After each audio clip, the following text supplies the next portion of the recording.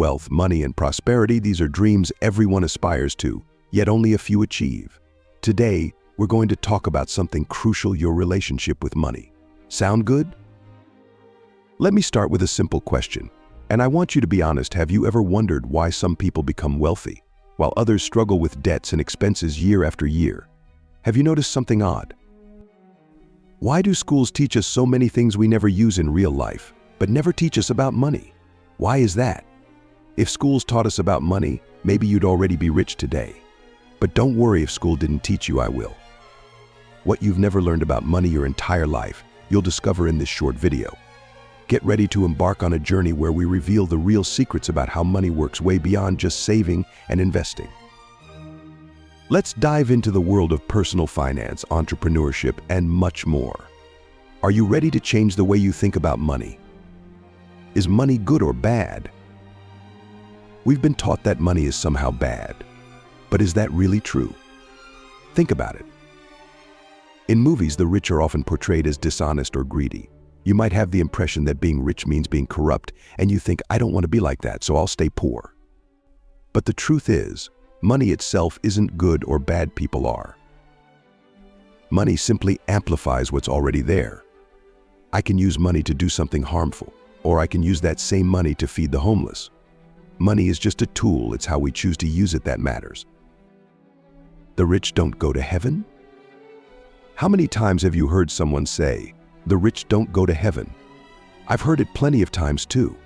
But think about it, does having wealth really keep someone from being a good person? Many rich people are hardworking and honest. People trust them because they are trustworthy. Would you do business with someone dishonest? Of course not, and neither would anyone else. That's why many rich people earn their success. They've built trust. Sure, there are dishonest rich people, but the media loves to highlight them, making it seem like all wealthy people are corrupt. That's simply not true. Say this out loud: I will be an honest rich person. You see, I've met both honest and dishonest rich people, just like I've met honest and dishonest poor people. The point is, if you despise the rich, you're unlikely to ever become one. So, how about changing that mindset?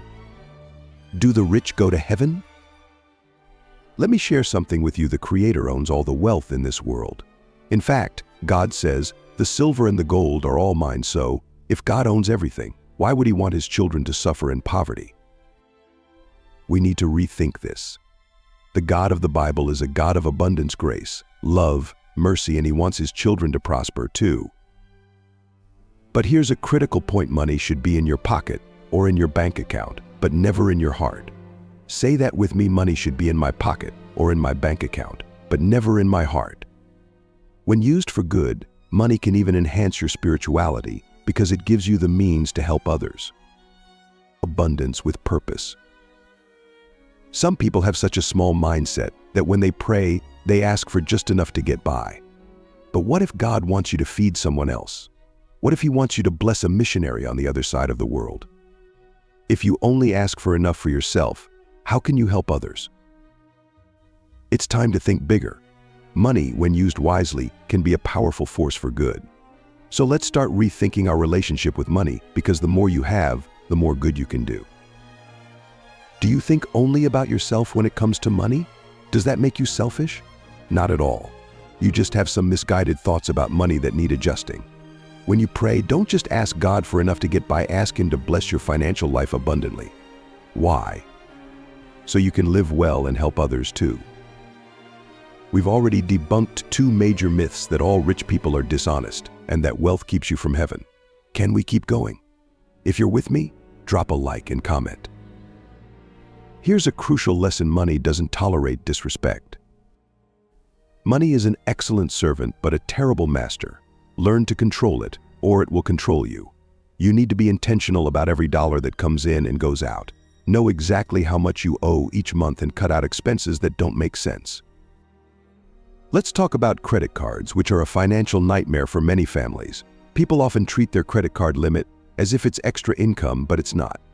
If you max out your card and spend beyond your monthly salary, congratulations, you've just damaged your finances. Before you swipe that card, ask yourself, do I really need this? Most of the time, you'll realize that what you're about to buy isn't essential. I've never seen someone go into credit card debt over groceries. But I've seen many people fall into debt buying a new phone, TV, or clothes they didn't actually need, they just bought on impulse. Some people have a natural tendency to spend recklessly, and if that's you, it's time to correct that behavior if you want to build wealth. If you're content staying poor, you don't need to change a thing, that's the path that leads there. In Brazil, we often say that a credit card is a quick fix. For example, if your car breaks down and a friend gives you a ride, they've done you a favor. Similarly, people use credit cards as a quick fix when they need help, but be careful, the favor it does today could hit you hard tomorrow. The 4 financial levels. Let's dive into the 4 levels of financial life. I'll explain each one, and you'll see where you fit. The first level is the worst. You spend more than you earn.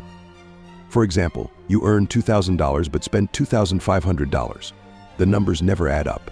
This situation leads to sleepless nights and can tear families apart. Unlock wealth in 90 days with the wisdom of a 7,000-year-old wizard. The Wealth Wizard's Secrets to be Rich. Achieving wealth in 90 days helps you overcome limiting beliefs, reprogram your mind, and set clear goals. This transformative guide, packed with motivational stories and practical exercises, is your path to prosperity. Get it now for the promotional price, available only today. Click on the pinned comment link and start your journey to wealth now. I've seen countless relationships end, not because of a lack of love, but because of financial stress. The second level is when you spend exactly what you earn.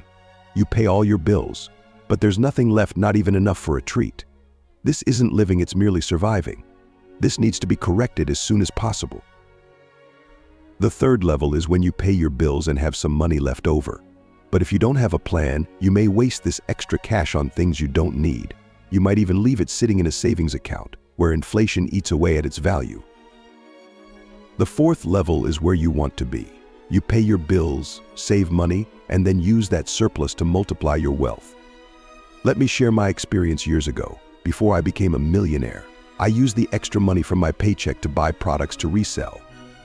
I'd buy for $50 and sell for $100, multiplying my money through entrepreneurship. If entrepreneurship isn't for you, then you need to know how to invest. To reach the fourth level of financial life, you need money left over, and then you need to make that money grow. Use your surplus to buy stocks with potential for growth or real estate funds. These are variable income assets which come with higher risks but also higher rewards. Or, if you prefer a safer route, invest in something like treasury bonds. Remember, even a small return is better than none. The 3 key principles of investing. Your investment should be safe, profitable, liquid, meaning you can easily convert it to cash. The 5 levels of money. Now, let's talk about the 5 levels of money. These are different from the financial levels we just discussed. To make sure you don't miss the details, hit that subscribe button if you haven't already. It doesn't make sense to watch this far without subscribing, right? When it comes to money, here are the 5 levels. Earning this is non-negotiable. Find a way to make money. Investing once you earn. Set aside a portion to invest. Even if it's small, invest consistently. For example, if you earn $100, invest $10. Earn $200, invest $20. Saving before spending. Ask yourself, do I really need this? By saving wisely, you can build a solid foundation for future growth. Most of the time, if you take a moment to reconsider your spending, you'll realize you don't actually need many of the things you buy. Avoid spending on frivolous items, and you'll start saving more money. Now, don't misunderstand me. I'm not suggesting you become stingy or deprive yourself of things you enjoy. That's not what this is about. If you feel like having pizza once in a while, go ahead, you deserve it. But if you're thinking of buying yet another pair of shoes when you already have 150 pairs sitting in your closet, save that money instead. After all, you're not a caterpillar, you only have 2 feet. The 4th level of managing money is keeping set aside a portion of your income, almost like a personal form of tithing. Why? Because saved money attracts more money. It works like this: when you turn on the tap, the water flows into rivers, which flow into the sea. Water goes where there's already water, just like money goes where there's already money. Hatred attracts hate, love attracts love. and wealth attracts more wealth. By saving, you signal to the universe that you have money, and more will come into your life. This saved money should stay in a dedicated account, acting like a magnet to attract more money. You may think, I don't earn enough to save 10%, but if you earn little, that 10% is still doable. There are people in the world who live on much less and still manage to save. The fifth level of managing money is spending. This is where you pay your debts and buy the things you want. But remember, most people only let their money pass through two levels: earning and spending. They earn and spend, but nothing more. If this is your approach, you'll find it hard to get ahead. Now, let's talk about how you receive money. Do you get paid in the form of a salary or profit? Let me tell you something: profit is better than salary. When you work for someone else in exchange for a salary, you're limiting your earning potential because your salary is tied to the hours you work and your time is finite. Once your hours are used up, so is your chance to earn more money. That's why it's better to work for profit, not salary. When you sell a product, you can make a profit, and unlike your time, products can be sold in unlimited quantities. Many people say, I don't like selling, but the truth is, we are all selling something. If you're an employee, you're selling your time. If someone is willing to pay for your time, it's because they're earning much more from the value you provide. Imagine if you used that time to build something of your own. Be passionate about sales. It's one of the best ways to earn wealth. Avoid selling your time because time is the most limited resource we have. Once it's gone, you can't get it back. Yet, many people spend their whole lives working for a salary that barely meets their needs. If you don't work towards achieving your dreams, you'll end up working to achieve someone else's dreams, and all you'll get in return is a salary while they keep the profits. To attract wealth, you need to learn to balance giving and receiving. Some people are great givers but terrible receivers. They're too proud to accept help. Others are great receivers but don't like giving. They're selfish. Both are problematic. Giving and receiving are like the two halves of a wheel for the wheel of wealth to turn. Both halves need to function. Learn to give, because giving is a multiplier. Think of a gardener pruning a tree. By cutting it back, the tree grows more flowers and fruits. Sometimes we need to prune our money by giving, so that more can grow. Giving has two sides. When you give to those in need, that's charity.